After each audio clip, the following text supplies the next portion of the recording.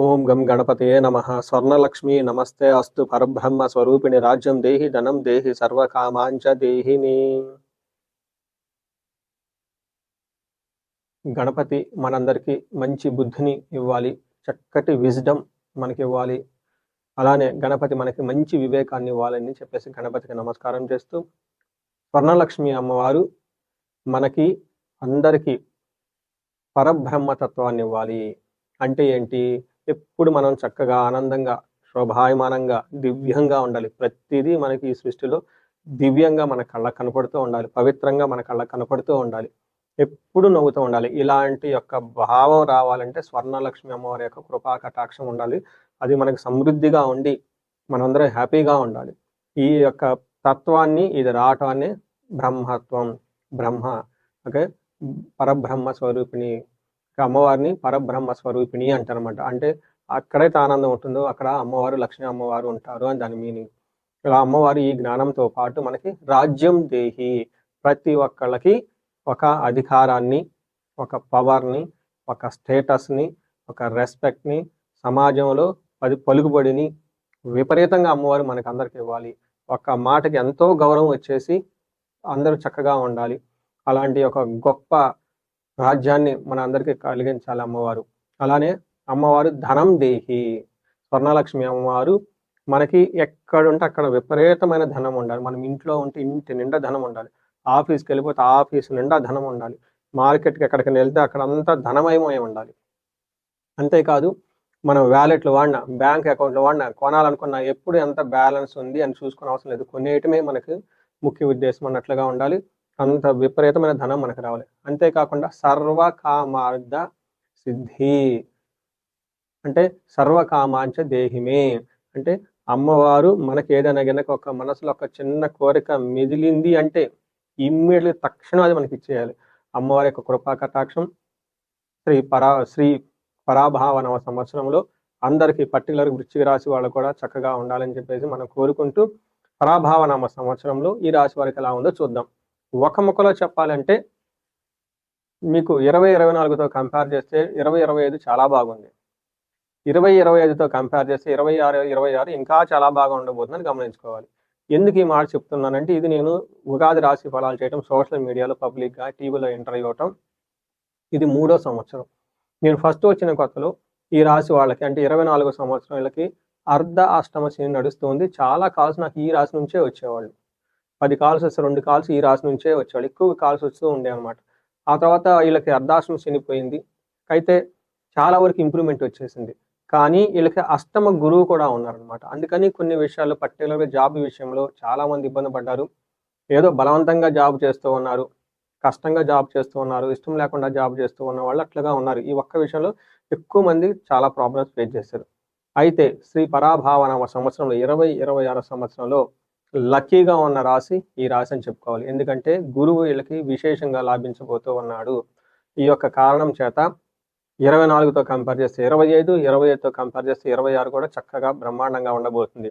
వీళ్ళకి ఆదాయం 11. చూడండి, మీకు ఈ స్టాటిస్టికల్ ఫిగర్స్ ఇక్కడే తెలిసిపోతూ ఉంటుంది.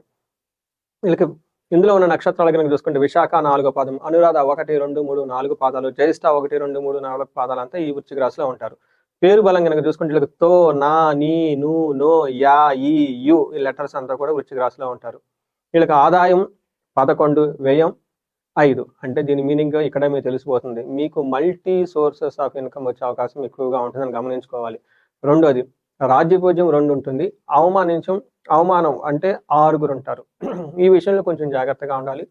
మీరు నెక్స్ట్ స్టెప్కి లైఫ్లో ఎవాల్వ్ అవబోతూ ఉన్నారు, కొత్త కొత్త ఆపర్చునిటీస్ రాబోతూ ఉన్నారు, ఇన్నోవేటివ్గా ఉండబోతున్నారు. ఈ టైంలో మీకు అవమానించే వాళ్ళు ఎక్కువ ఉంటారని కొంచెం గమనించుకోవాలి. అయితే ఒకే ఒక్క చిన్న పని చేయటంతో ఈ 2026 అంతా మీకు శోభాయమానంగా ఉంటుంది, దివ్యంగా ఉంటుంది. ఏమిటి అంటే, మీ చుట్టూ టాక్సిన్ పీపుల్, చెడు అలవాట్లు కలిగిన వ్యక్తులు, చెడ్డ బుద్ధి కలిగిన వాళ్ళు ఎవరిని ఉంటే తీసి దూరంగా అవతలేయండి, లేదా వాళ్ళకు దూరంగా మీరు పోండి. ఈ పని కనుక మీరు చేయగలిగితే మీకు విపరీతంగా ధనం వచ్చే అవకాశం ఎక్కువ ఉందని గమనించుకోవాలి. మనకి గ్రహస్థితిని బట్టి కనుక చూసుకుంటే శని 5th హౌస్లో ఉండటంతో మీకు కొంచెం ఎడిక్షన్స్ అయ్యే అవకాశం ఎక్కువగా ఉంటుంది. ఈ ఒక్క విషయం కొంచెం గమనించుకోవాలి. 9వ స్థానంలో వీళ్ళకి గోదావరి పుష్కరాల ముందు అష్టమంలో గురువు ఉండి కొంచెం ఇబ్బంది పెడుతూ ఉన్నాయి కానీ ఎప్పుడైతే గోదావరి పుష్కరాలు స్టార్ట్ అయిపోయినాయో మీకు మహాభాగ్య యోగం పట్టుకుంటుంది. అంటే అద్భుతమైన లక్ష్మీ కళ మీ దగ్గరకు వచ్చేస్తుంది. భాగ్యం మీ అంటూ ఉంటుందని గమనించాలి. అంతేకాకుండా కేతు 10వ ఇంట్లో ఉండి 4వ ఇంట్లో రాహు ఉండటంతో ఇంటికి సంబంధించిన వ్యవహారాల్లో గొడవలు అయ్యే అవకాశం ఎక్కువగా ఉంటుంది. అది కూడా పెద్ద పెద్ద గొడవలని మనం చెప్పం. చిన్న చిన్న వ్యవహారాలతో టూ మచ్ గొడవలు అయ్యే అవకాశం, అంటే చిన్న విషయమే దాన్ని కొంచెం పెద్దగా విజువలైజ్ చేసుకునే అవకాశం ఎక్కువగా ఉంటుందని గమనించాలి. మనకి చూసుకుంటే శని 5వ స్థానంలో ఉంటే ఏమవుతుంది? వీళ్ళకి ఇప్పుడు ప్రస్తుతానికి శని 5వ స్థానంలో ఉన్నారు. 5వ స్థానంలో శని ఉంటే ఒక చిన్న విషయంలో చాలా జాగ్రత్తగా ఉండాలి. హీన స్త్రీ సంభోగం, సంతాపం అని చెప్తారు. అంటే వీళ్ళ స్టేటస్ కంటే తక్కువ ఉన్న వాళ్ళతో ఫ్రెండ్షిప్లు చేసుకుంటారు. అంటే వీళ్ళు డిగ్నిఫైడ్గా ఉండి వెళ్తూ ఉంటే ఈ ఎడిక్షన్స్, ఓవర్గా డ్రింకింగ్ చేయటం, ఓవర్గా కార్డ్స్ ప్లే చేయటం, ఈ గ్యాంబ్లింగ్ ఆడటం, ఓవర్గా ఆన్లైన్లో ట్రేడ్ చేయటం, ఎవరితో పడితే వాళ్ళతో ఫ్రెండ్షిప్ చేయటం, ఈడు తిరగటం, మడి తిరగటం చేసే అవకాశం ఉందని గమనించుకోండి. తర్వాత అందుకనే మీకు ఫస్టే చెప్పాను, టాక్సిన్ పీపుల్ మీ చుట్టూ ఎవరైనా ఉంటే వాళ్ళని దూరంగా పెట్టండి, లేదా మీరు దాన్ని దూరంగా పోండి. ఎందుకంటే 2 సంవత్సరాలు బాగా 3 సంవత్సరాలు కష్టపడిన తర్వాత ఒక మంచి లక్, అదృష్టం మీకు రాబోతోంది. ఈ టయాన్ని లక్ని ఎన్కాష్మెంట్ చేసుకోవాలంటే మీరు చాలా చక్కగా మంచి దినచర్య కలిగి, మంచి థాట్స్ కలిగి చక్కగా ఉంటే మీకు ఇంకా ఫ్లోరిష్ వచ్చే అవకాశం ఉంటుంది. ఈ టైంలో ఫైనాన్షియల్ విషయంలోనూ లేదంటే ఫ్యామిలీకి సంబంధించిన వ్యవహారాల్లో కొంచెం జాగ్రత్తగా మీరు పట్టుకొని ఉండాలి. గురువు వీళ్ళకి ప్రస్తుతానికి 8వ ఇంట్లో ఉన్నా కానీ జాబ్కు సంబంధించి కొంచెం ఇబ్బందులు పడుతూ ఉంటే, అయితే గురువు మీకు గోదావరి పుష్కరాల టైంలో మారుతూ ఉన్నారు. మారటంతో ఏమవుతుంది అంటే వీళ్ళకి అర్థం అంటే ధనం వస్తుంది. స్వకులాచార అంటే మీ కులంలో లేదంటే మీ యొక్క పెద్దవాళ్ళకి సంబంధించిన వ్యవహారాలను, ఆచార వ్యవహారాలను పాటిస్తూ వాళ్ళకి చక్కగా మంచి పేరు తీసుకొస్తూ ఉంటారు.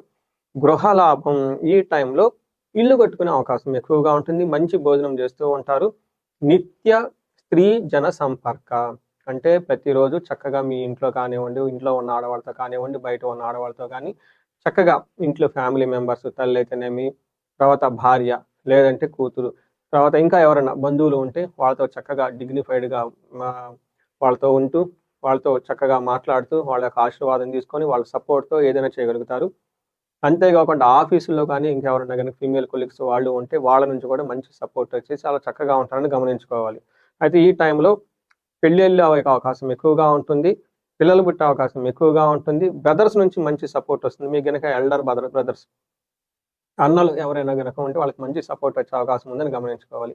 చూశారు కదండి, గురువు మీకు యోగాన్ని, అద్భుతమైన యోగాన్ని తీసుకొని వస్తూ ఉన్నారని గమనించాలి. అయితే రాహు మీకు 4వ స్థానంలో ఉండటంతో ఒక చిన్న జాగ్రత్తగా ఉండాలి. మీరు అతిగా భ్రమలకు గురయ్యే అవకాశం ఉంటుంది. అంటే ఏంటి, ఏదో చిన్న మిస్టేక్ ఉంటుంది, దాన్ని మీరు చాలా పెద్దది తీసుకునే అవకాశం ఎక్కువగా ఉంటుంది. చిత్త భ్రంశం అంటారు. అంటే ఉన్నది లేనట్టు, లేనిది ఉన్నట్లు చిన్న చిన్న విషయాలు పెద్దగా తీసుకునే అవకాశం ఎక్కువ ఉంటుంది.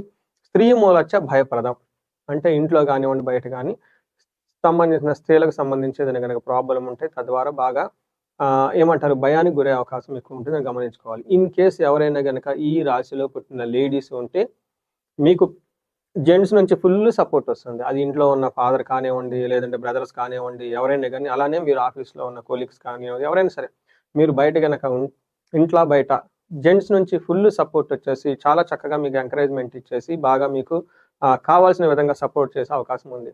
చూసారు కదండి, ఏ గ్రహం చూసుకున్నా కానీ చక్కగా అన్ని విధాలా బాగా కలిసి వచ్చే విధంగా ఉంది. ఖచ్చితంగా మీకు ఒక బేస్ ఫ్లోరిష్ అవ్వడానికి ఒక బేస్ అయితే ఈ శ్రీ పరాభావ సంవత్సరంలో మీకు వస్తుంది. నెక్స్ట్ ఇందులో ఉన్న నక్షత్రాలు కనుక చూసుకుంటే విశాఖ, అనురాధ, జ్యేష్ఠ 3 నక్షత్రాలు ఇందులో ఉంటాయి. నక్షత్ర ప్రకారం విశాఖ నక్షత్రం వాళ్ళకి సంపదలు విపరీతంగా వస్తుంది. సర్వజన పూజ్యం, అందరి నుంచి రెస్పెక్ట్ వస్తుంది. హెల్త్ రోబస్ట్గా ఉంటుంది. ఇంకేం కావాలండి, గౌరవం ఉంటుంది, ధనం ఉంటుంది. హెల్త్ బాగుంటే ఇంకేం కావాలి చెప్పండి. అయితే ఒక్క విషయంలో జాగ్రత్తగా ఉండాలి. విశాఖ నక్షత్రం వాళ్ళకి మీకు ఇంతకుముందు ఏదైనా కనుక 1 year బ్యాక్ 2 year బ్యాక్ ఏదైనా కనుక ప్రాజెక్ట్ స్టార్ట్ చేస్తుంటే ఆ యొక్క మీ డ్రీమ్ ప్రాజెక్ట్స్ ఉంటే అది ఆగిపోయే అవకాశం ఎక్కువ ఉంటుంది. ఒకసారి జాతకాన్ని చూపించుకోవడం చాలా అవసరం. అదేవిధంగా అనురాధ నక్షత్రం వాళ్ళకి సంపదలు బాగుంటుంది, సర్వజన పూజ్యము, హెల్త్ విషయంలో చాలా రోబస్ట్ బాగుంటుంది. అది వీళ్ళకి కూడాను దేహ పీడనం జూన్ వరకు దేహ పీడనము, ఆ తర్వాత ఒక అనుకున్న పని కాకుండా ఇబ్బందులు పడే అవకాశం ఎక్కువ ఉంటుంది. కాబట్టి మీ డ్రీమ్ ప్రాజెక్ట్స్ ఏమన్నా ఉంటే వాటిని ఒకసారి చెక్ చేయించుకోండి. ఈరోజు ఉదయం నేను ఆల్రెడీ కొన్ని చోట్ల ఈ ఉగాది రాశి ఫలాలు చేయటం జరిగింది. అవి ఆల్రెడీ వైరల్ అవుతూ ఉన్నాయి.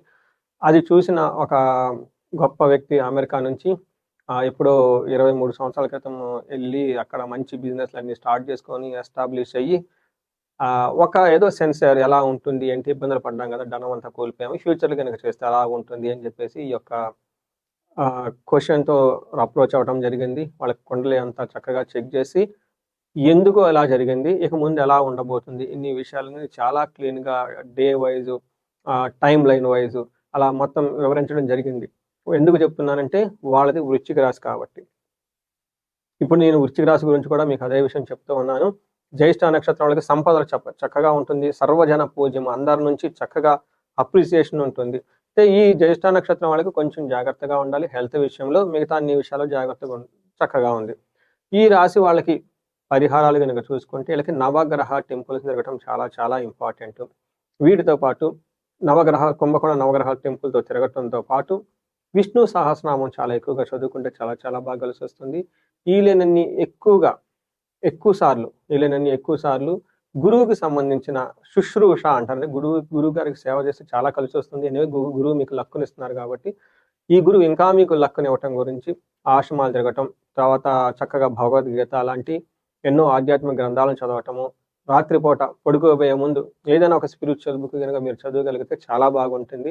టాక్సిన్ పీపుల్‌కి first and foremost pre requisite వాళ్ళని దూరంగా పెట్టడం, లేదా మీరు దూరంగా ఉండజేయగలిగితే మీరు అద్భుతాలు సృష్టించే ఒక శ్రీ పరాభావ సంవత్సరంలోకి మీరు ఎంటర్ అవబోతూ ఉన్నారు. ఇది కాకుండా మీ యొక్క ఇండివిడ్యువల్ జాతకంలో ఇందాక చెప్పిన విధంగా ఎక్కడైనా గనక ఏదన్నా ప్రోగ్రెస్ ఆగిపోయి, లేదంటే ఎంత సెన్స్ అవ్వటం లేదు, కంపారిటివ్‌గా బాగలేదు, ఇండివిడ్యువల్‌గా ఇంకా ఏదైనా గనక ప్రాబ్లమ్ ఉందనిపిస్తే మీ యొక్క ఇండివిడ్యువల్ జాతకం చూపించుకోవడం చాలా చాలా చాలా ఇంపార్టెంట్. ఎవరిదైతే ఏజ్ 35-45 ఉందో ఈళ్ళకి మీకు సక్సెస్‌ఫుల్ ట్రాక్ రికార్డ్ ఉంటుంది 10 ఇయర్స్. ఎక్స్‌పీరియన్స్ కూడా ఉంటుంది. మరి ఎక్స్‌పీరియన్స్ ఉండి ఇది ఉండటానికి మళ్ళా మీరు స్టాగ్నెట్ అవ్వడానికి గల కారణం ఏంటి? దానికి మనకి మ మిడ్ లైఫ్ క్రైసిస్ అని చెప్తూ ఉంటారు. కానీ ఇక్కడ మిడ్ లైఫ్ క్రైసిస్ అనేది కాదు. అదొక టైటిల్ పెట్టి అలా పక్కన పెట్టేశారు. హార్మోనల్ చేంజెస్ అది ఇదని. ఈ టైంలో ద మోస్ట్ ఇంపార్టెంట్ ఏంటంటే జ్యోతిష శాస్త్రం ప్రకారం మీకు శాపాలు యాక్టివేట్ అవుతాయి. ఇన్ కేస్ మీకు పితృశాపం, మాతృశాపం, బ్రహ్మ శాపం, గురు శాపం ఇలా 9-11 రకాల శాపాలంట. అవి ఏమైనా గనక స్త్రీ శాపం ఇవి గనక ఏమైనా యాక్టివేట్ అయ్యి ఉన్నాయా? మీకు నడుస్తున్న దశాభుక్తిగా అనుసంధానంగా ఉన్నాయి. అది చూసుకోవాలి. అవి కాకుండా గ్రహ దోషాలు ఏమైనా ఉన్నాయా? కాలసర్ప దోషం, సర్పదోషం ఇలాంటివి ఇంకా ఏమైనా దోషాలు ఉన్నాయా? ఈ టైంలో మీ యొక్క దశాభుక్తికి అనుగుణంగా అవి ఏమైనా యాక్టివేట్ అయ్యి ఉన్నాయా? అవి చూసుకొని వాటిని కర్మల్ని క్లీన్ చేసుకుంటే జీవితంలో వృశ్చిక రాశి వాళ్ళు 10 రెట్లు ఖచ్చితంగా ముందుకెళ్ళే అవకాశం ఉందని గమనించుకోవాలి.